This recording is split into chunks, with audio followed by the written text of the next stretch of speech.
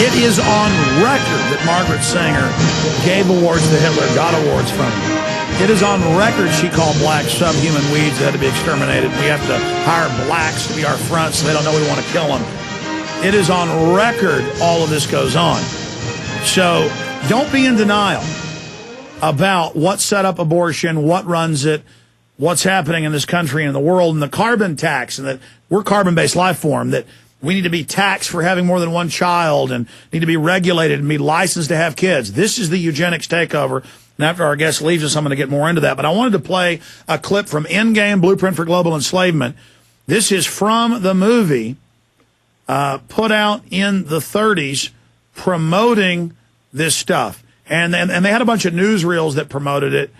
And, you know, as bad as this movie is, it's seen as, oh, she's really innocent. She doesn't need to be sterilized because she was adopted. But it's still, oh, the retards need to be, you know, sterilized, or people that have mental problems need to be, or physical problems. But she's innocent. So they put it in this situational ethics where it's she's innocent, but the others still deserve it. Here it is. The scientific rationale for tyranny has always been attractive to elites because it creates a convenient excuse for treating their fellow man as lower than animals. Robert Thomas Malthus, famous for saying that a mass food collapse would be helpful because it would wipe out the poor. His fictional scenario would later be called a Malthusian catastrophe. Malthus is important because his ideas led to the rise of a new scientific field that would dominate the course of human history for the next 200-plus years. Charles Darwin, an admirer of the Malthusian catastrophe model, developed the theory of evolution, its chief tenet being the survival of the fittest. With the help of T.H. Huxley, known as Darwin's bulldog for his strong support of Darwin's theories were pushed into wide acceptance among key scientific circles throughout England and then the world. Darwin's cousin, Francis Galton, credited as the father of eugenics, saw an opportunity to advance mankind by taking the reins of Darwin's evolution theory and applied social principles to develop social Darwinism. The families, Darwin, Galton, Huxley, and Wedgwood, were so obsessed with their new social design theory that they pledged their families would only breed with each other. They falsely predicted that within only a few generations, they would produce supermen. The emerging pseudoscience was only codifying the practice of inbreeding, already popular within elites for millennia. The Four Families experiment was a disaster.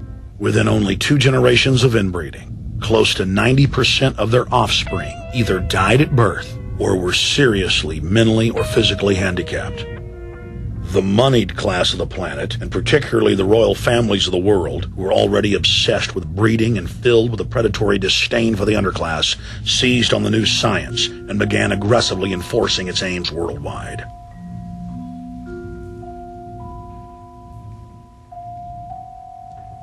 Biometrics appears to be a new science, but it was actually developed by Galton back in the 1870s as a way to track racial traits and genetic histories, and as a way to decide who would be licensed to breed. In 1904, the Cold Springs Harbor Research Facility was started in the United States by eugenicist Charles Davenport with the funding of prominent robber barons Carnegie, Rockefeller, and Harriman. In 1907, the first sterilization laws were passed in the United States. Citizens with mild deformities or low test scores on their report cards were arrested and forcibly sterilized. You're 17, aren't you, Alice? Yes, but what have you done with my folks? Well, we're trying to help them, Alice, and you too. They were taken to the hospital this afternoon. Hospital? Wasn't none of them sick this morning? We thought it necessary to present your family's case to the State Medical Commission. And after an examination, they decided there was but one important action to take: to have your entire family sterilized. Why, what's that? I don't know what you're talking about. Now, in this state, we have a law which provides for such people to have an operation so there won't be any more children. I see. Now, we've placed your brothers in institutions where they'll be properly cared for. You can go back to your job soon. I'll arrange to have it held open for you. But I'm keeping my job. I'm not going anywhere. Now, you're going to the hospital, too, Alice. And you mean they're going to stop me from having children ever? Exactly. I'm all right, I tell you. I won't go to any hospital. We don't want any trouble with you, young woman. If you refuse to go, the officer here will take you by force. In 1910, the U.S. Eugenics Record Office was set up. All right, that's By enough. then, the British had created... And they take her to trial and decide to go ahead and sterilize her, and it's good. Going back to Mark Crutcher, this is our history. Those that don't know history are doomed to repeat it. Christ said the people perish for lack of knowledge. The truth will set you free. I mean, it really is true. And so finish up with the eugenics in the film Ma'afa 21, but then get into, and of course, we'll have you back. I know your time is very important, sir, to get into the other crimes of Planned Parenthood, because it's not just their sicko eugenicists. The eugenicists hire sickos who like to engage in crimes against children as kind of their payoff to carry out these evils. So it's kind of a court of criminals all working together, each with their different vices they enjoy. The upper echelon control freaks just enjoy the domination of humanity, but their minions enjoy more, I guess, of the field type behavior. Go ahead. Yeah, what you have to understand is that these people honestly believe that they are genetically superior to everyone else on the planet. It's not that they do this out of hoping that they're genetically superior. They honestly believe it. And so, in their kind of twisted worldview, I don't think many times they even realize how patently evil they are. You know, if a guy's going out here and he's committing rapes on the street or murders or robbing places, if you stop him, if you go to the prison, if you go down to Huntsville and you ask these people, is what you did wrong, is what you did evil, most of them will tell you, yeah, they knew it. They knew it when they were doing it, that it was wrong. But the most dangerous part of this eugenics crowd and this white elite that we have seen around the world over the last 150 years is they honestly believe this stuff. They're true believers.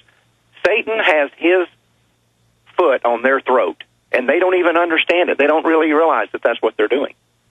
But they are the most dangerous people on the face of the earth.